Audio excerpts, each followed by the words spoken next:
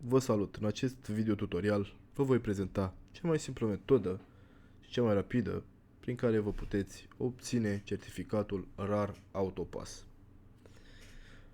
După cum probabil puteți observa, aveți o adresă notată pe ecran și anume verificavin.ro.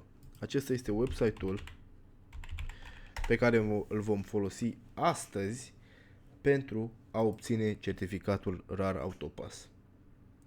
Ce trebuie să faceți, dar mai înainte vă voi prezenta ce veți primi dacă o să alegeți să verificați mașina prin verificavin.ro.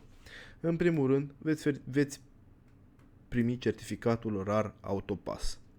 În al doilea rând, veți primi două verificări adiționale pentru furt și pentru daună totală în niște baze de date internaționale. În al treilea rând, veți primi date despre valabilitatea ITP-ului, a RCA-ului și a rovinietei. Toate acestea pentru o singură verificare.